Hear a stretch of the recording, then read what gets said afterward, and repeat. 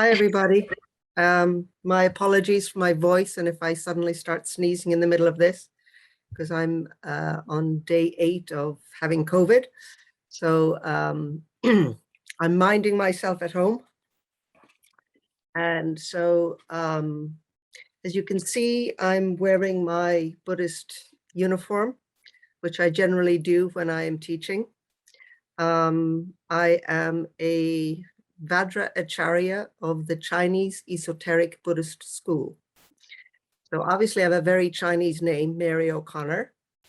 And, I sort of ended up in this school by accident. Of course, there's probably no accidents. It was just being guided. I just happened to have been born in Ireland. And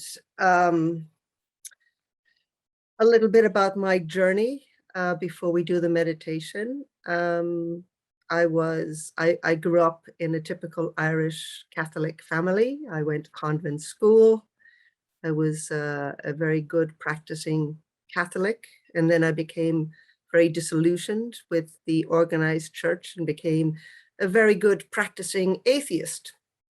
And then one day I ran into a Chinese Buddhist master who's actually somebody I had been dreaming about for 20 years. And he taught me how to meditate, and I had never meditated before. I kind of went off into space. I didn't even understand what I was doing. And it culminated with me going to study with him on a mountaintop in a remote part of China, and learning how to become a teacher of these particular meditation practices.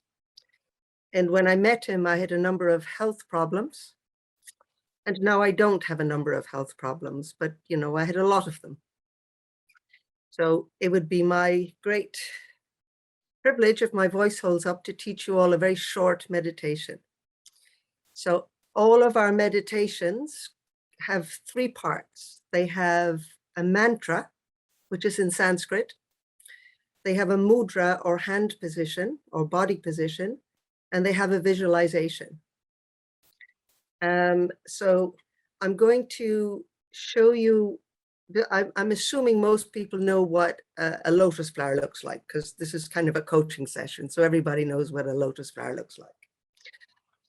I'd like to show you what a pagoda looks like for those people who don't know what a pagoda looks like, because this meditation will involve visualizing a pagoda. This is a pagoda.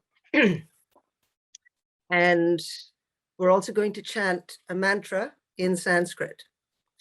And generally what I do is I get people to chant the mantra out loud 36 times before we start any meditation. So I'm going to start chanting the mantra. I'm going to put the phonetics of the mantra into the chat. Bear in mind, this is my phonetics. So please feel free to actually, let me just get everyone in the meeting, to actually put your own phonetics. I'll start chanting, and if you guys just chant with me as much as you can, and don't be afraid to make a mistake. There are no mistakes. It's just, let's chant, and let's try and build a kind of like a ring of mantras. So I'm going to put it phonetically into the chat.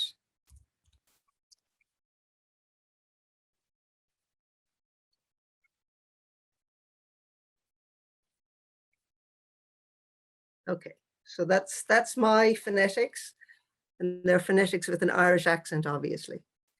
So, and the reason we chant 36 times is that many, many centuries ago, many of the rishis and the ascetics who in India who were trying to figure out how things worked and how to help the body, they discovered that saying sounds a certain number of times was more effective than others. And so we do things generally in multiples of 9.